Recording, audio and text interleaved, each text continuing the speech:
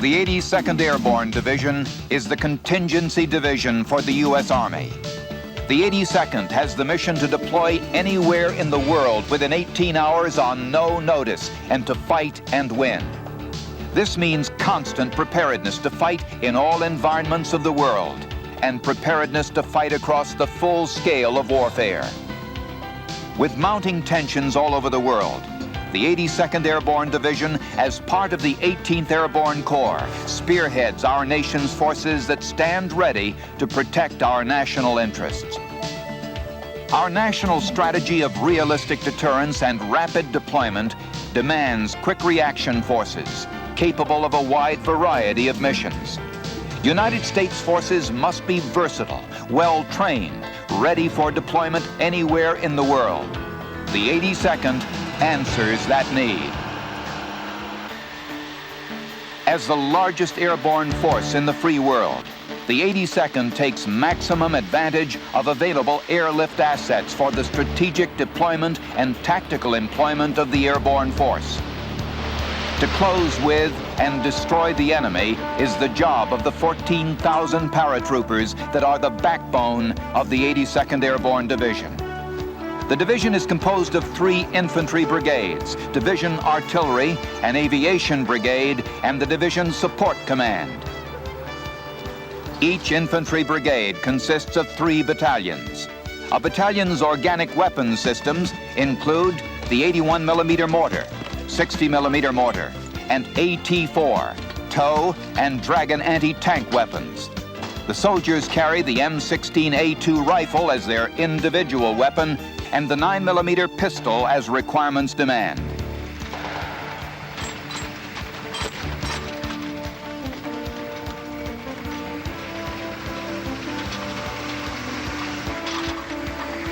The infantry can accomplish its mission only with the help of other divisional units. Using the air-droppable 105mm howitzer, Division Artillery, called DIVARTY, has 3 battalions to provide fire support to the infantry. DIVARTY provides quick, accurate, and deadly firepower whenever needed.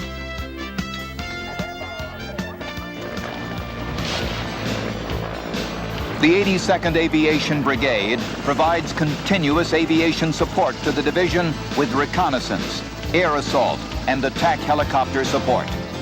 The brigade's attack helicopter, air assault battalion, and cavalry squadron employ a variety of helicopters. The AH-64 Apache is the division commander's primary anti-armor deep attack helicopter.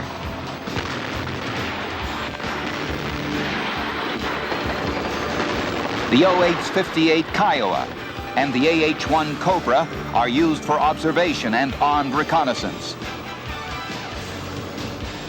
The UH-60 Blackhawks give the division commander battlefield mobility and aerial resupply. They move men and equipment throughout the battle area from rear support areas to deep within enemy territory. The Division Support Command, or DISCOM, supplies the division's fighting units by means of forward area support teams. DISCOM supervises the air deployment of all divisional assets. Its 3 battalions provide supply and transportation, medical, and maintenance support to the division. Medical support critical to our soldiers' needs is provided both in garrison and in the field by DISCOM's medical battalion. In garrison, medics from this battalion staff both troop medical clinics and the installation's hospital. In the field, these same doctors and medics staff stations and medical clearing companies with a wide range of medical capabilities.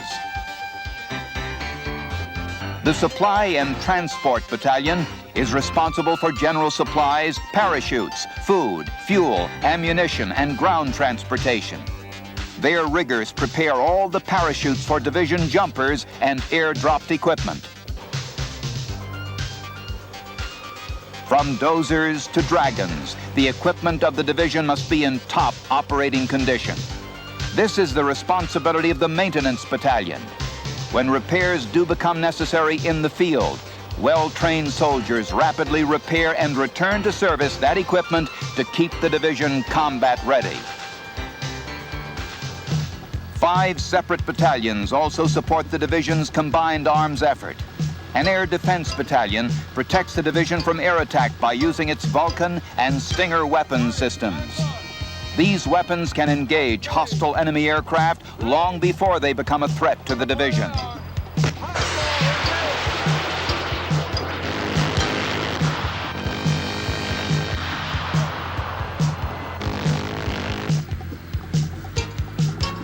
The division's light armor battalion is the only one of its kind in the Army.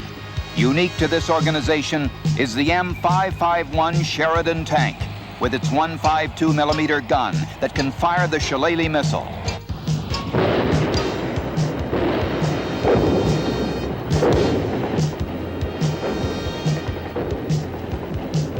The Sheridan can be dropped by parachute or by low-altitude parachute extraction.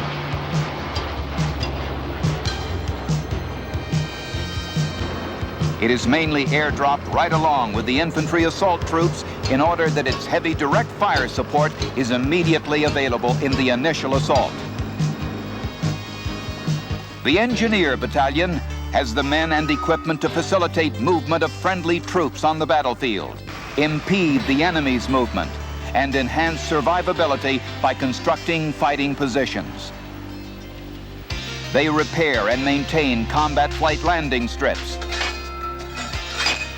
and build obstacles and fortifications. They also provide breaching forces during infantry assaults against enemy strong points. The 82nd Signal Battalion provides the division with a variety of ways to extend the commander's voice anywhere in the world with secure communications. Among the means are the newest generation of HF single and multi-channel tactical satellite radios. This critical command and control capability is necessary for coordinating the division's combat power. A combat electronic warfare and intelligence battalion collects information from every source on the battlefield. The CWE unit also conducts electronic warfare, ground reconnaissance, and surveillance.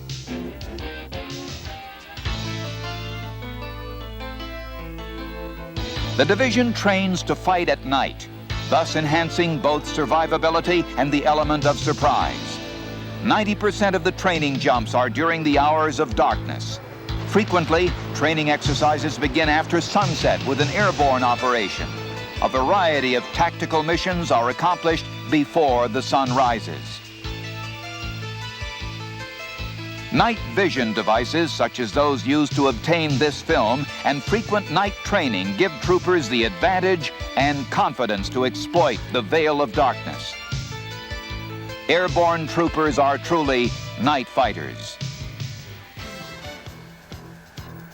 The 82nd Airborne Division is the only airborne division in the U.S. Army, and it is the only division with a forced entry capability.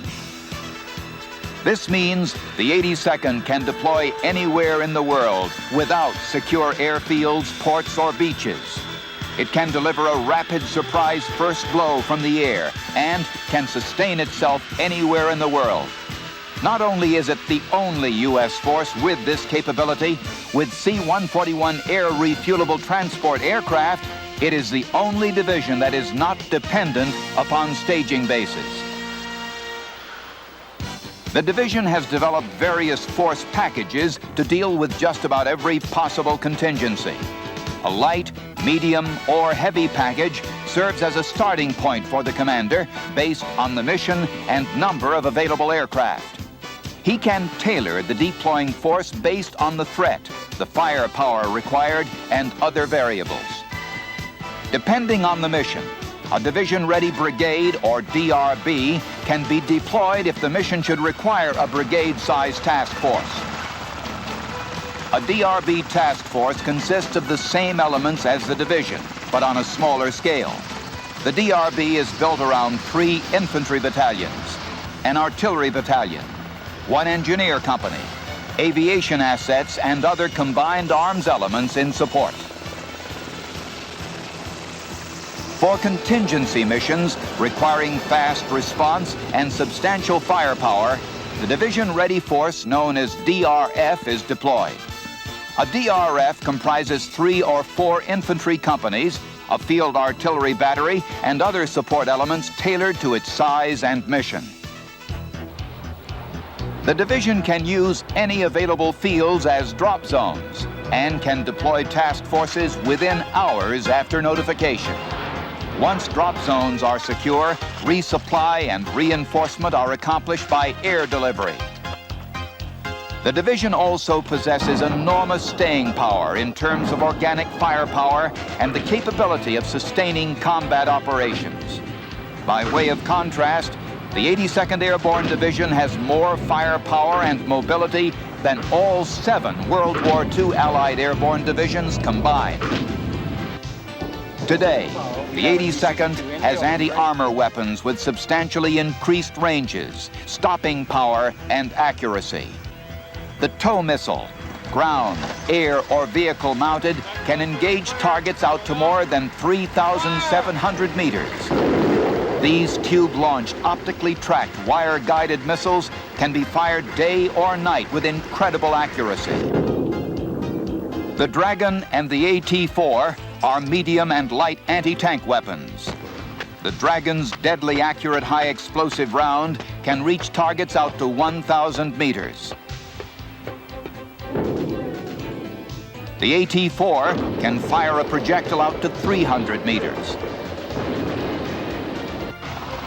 The Army's attack helicopter, the AH-64 Apache, is normally armed with 8 Hellfire laser-guided anti-tank missiles, 38 2.75-inch rockets, and a 30-millimeter cannon. It has a maximum speed of 164 knots and is capable of climbing in excess of 3,000 feet per minute. It has a target acquisition and designation sight and a pilot night vision sensor, which allows its crew to fight and fly in adverse weather and total darkness. Artillery is vital in the division's ever-increasing firepower. DeVarty employs the 105mm howitzer with a variety of munitions, depending on the nature of the target. The 105mm howitzer goes almost anywhere the paratroopers go. Ammunition, the gun, and its prime mover, the Humvee, can be parachuted or carried externally by helicopter to any location with its crew. Within minutes of landing, the 105 is in position to bring suppressive fire on the enemy targets. Delivery techniques developed with the Air Force enabled the division to bring supplies into any objective area without a secure airfield. This provides virtually direct resupply to each unit. Using the Container Delivery System, CDS, any pallet of up to 2,000 pounds of ammunition, supplies, and equipment can be accurately airdropped even into unprepared areas within 100 meters of the desired location. High-tonnage bulk supplies of armored vehicles too heavy or too large for CDS can be handled by LAPS, a low-altitude parachute extraction system.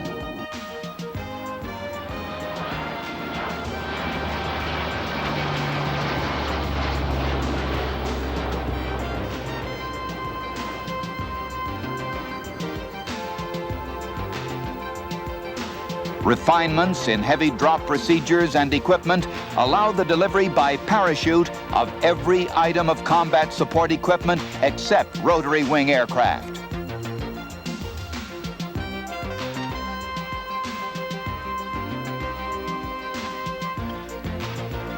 An adverse weather aerial delivery system, AWADS, on the C-130s and station-keeping navigational equipment on the C-141s enables a pilot to target in a drop zone regardless of fog, rain, snow, haze, or clouds. This capability is unique only to American airborne forces and therefore gives us a capability that never before existed. The 82nd Airborne is unique. The real key to the 82nd success is the individual paratroopers. The professional paratrooper is truly a volunteer.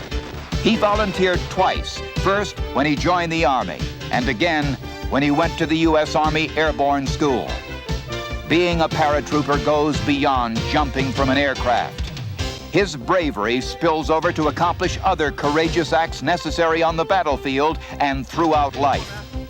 Every time he jumps from an aircraft in flight, he reaffirms his dedication. An 82nd paratrooper is special. Paratroopers demand the best from their leaders, and hard training is what they expect. 82nd soldiers know that vigorous and demanding training can mean personal and unit survival. Each year, the division sends one of every 4 soldiers to attend technical, leadership, and university-level programs.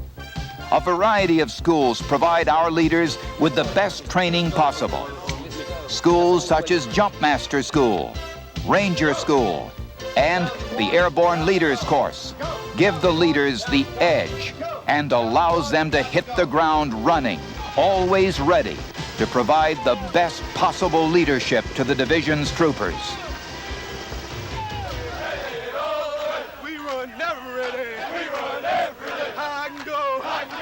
Physical fitness is a way of life in the 82nd. It's vital to success on the battlefield. In a year, the division runs over 9 million miles.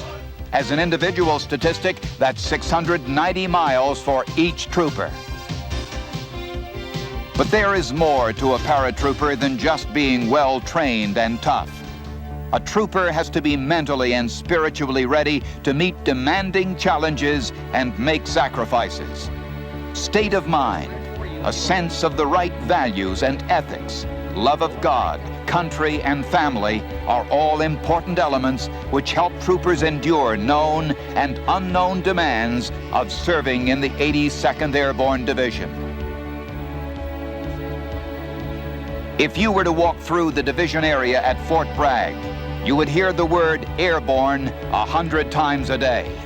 It's not just another military skill qualification.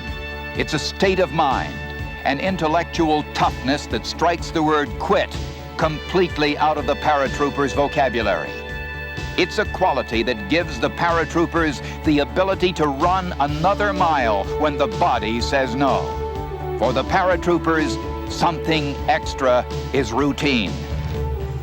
It's an enthusiasm for new challenges and searching for better ways to accomplish missions. Above all, it's an intense conviction that every paratrooper in the 82nd is elite. Today, the troopers of the 82nd form the cutting edge of the nation's strategic combat forces. These troopers know the pride and determination of those few who wear the maroon beret of the American paratrooper. The American paratrooper, acknowledged and respected by all, stands ready to demonstrate once again that he is the best fighting soldier in the world.